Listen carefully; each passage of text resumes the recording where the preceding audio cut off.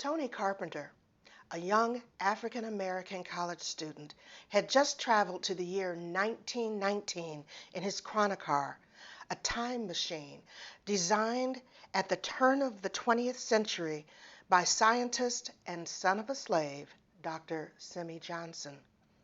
Here, he meets Dr. Johnson's daughter Ollie for the first time after showing the doctor the Chronocar. "Look, Tony, I think you need to rest," said Ollie.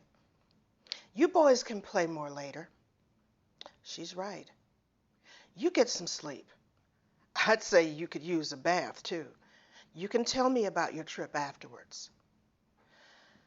"I could use some rest," Tony agreed. Then he turned to the doctor. "You know, you don't seem too surprised to see me or the Chronocar." The doctor gave a strange look. "Well," he grinned, "I figured sooner or later someone would figure out how to build one, and I was kind of hoping you would come visit me. And I told Ollie all about the possibility that we might have a visitor from the future a couple of years ago." "I never dreamed that our time-traveling visitor would be a colored man," said Ollie. "What happened to your head?" "You punched me, remember?" "No, I mean the back there." "Oh, I hit it on something when I crashed. It's nothing." "Nothing? There's blood all over the back of your neck. You come with me." At her beckoning, Tony climbed out of the dust-covered Chronocar. "Don't worry, I won't touch anything," Dr. Johnson said as Ollie took Tony by the arm.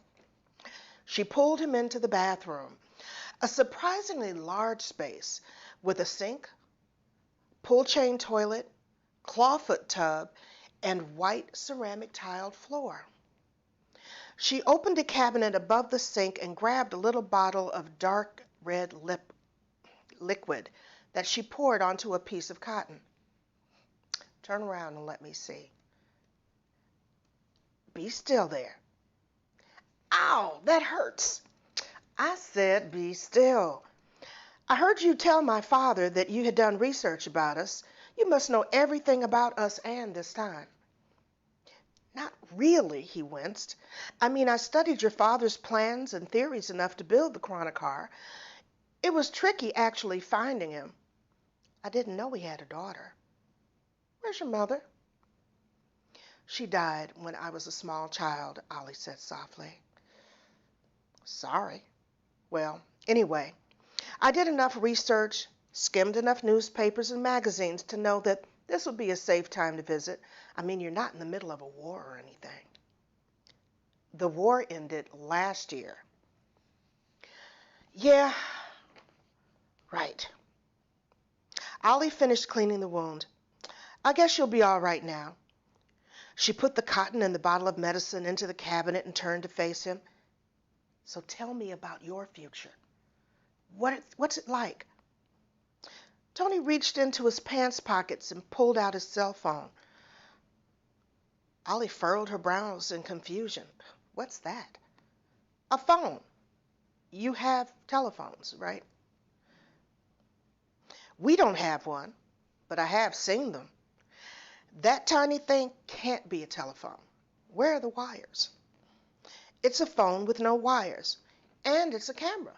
I'll show you." He stepped back a couple of feet and pointed it at her. She jumped when it flashed. "It's okay. I just took your picture. Look." He turned the screen towards her. "Oh my God! And it's all color. It's a miracle." "No," Tony said. "Future technology." "Can I see?" She sat down on the edge of the bathtub and examined the device. "Show me how the telephone part works." "It won't work here, but I can show you more pictures." Tony sat next to her and cycled through the pictures of his family and friends as he told her about life in the future. Televisions that allowed you to see moving pictures in color without having to go to a theater. When she did not seem to get that, he showed her a video of Jimmy playing table tennis with some guy and explained that back home he could view movies on a screen 5 feet wide. He tried to explain computers and the internet, but it seemed a bit too much for her to grasp. So, if you are all so advanced, then I bet you don't have any sickness anymore, right? I bet you don't have any wars or poverty either. There was excitement in her voice. It must be a wonderful place. Uh, Not quite. Tony solemnly explained that in his time, there were crazy, incurable diseases that scared the hell out of everybody. There always seemed to be a war somewhere, and homelessness was a growing problem. Nearly everyone worried about overpopulation, using up all the oil and other natural resources, and polluting the land, water, and the air. Seems like y'all spend more time and money entertaining yourselves instead of helping each other and solving your problems. Not much to look forward to. She turned and looked Tony in the eye.